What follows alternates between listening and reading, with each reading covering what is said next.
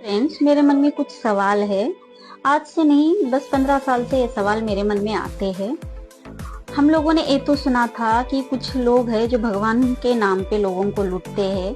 तो फिर उसके बाद वर्धमान महावीर आए, गौतम बुद्ध आए, फिर बाद में आधुनिक भारत में ज्योतिबा फुले आए, राजा राम मोहन राय आए, डॉक्टर बी.आर. अम्बेडकर जी आए, सावित्रीबाई फुले जी आए। इन सब ने लोगों को जागरूक करने का काम किया।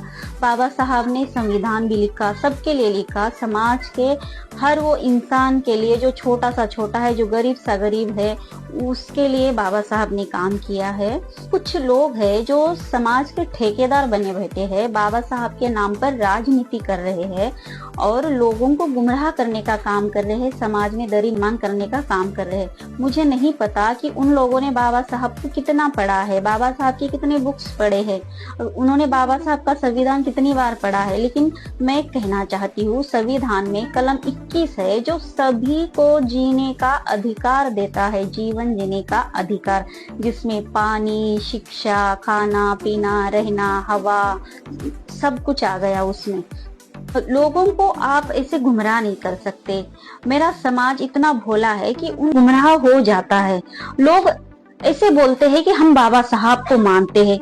आप कितना मानते हो बाबा साहब को? बाबा साहब ने कभी ये बोला है कि आप आपस में लड़िए, एक दूसरे के घर उजाड़िए? बाबा साहब ने किस बुक में लिखा है कि मेरे जाने के बाद मेरा मंदिर या मेरी मूर्ति बनवाने के लिए आप गरीबों को परेशान कीजिए? ऐसा कब बोला है बाबा साहब ने?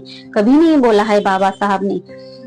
बाबा साहब ने कभी ये बोला है कि आप सड़े आम, आपसे उम्र में बड़े लोगों को गाली गलौज करिए? ये बोला है बाबा साहब ने? बाबा साहब ने ये बोला है कि आप शिक्षा ग्रहण कीजिए, शिक्षा ग्रहण करके बड़े से बड़े पद पे जाइए, और अगर आप एक शिक्षित हो गए तो आप अपने आजू बाजू के परिसर को शिक्षित कीजिए, लोगों को शिक्षा दीजिए।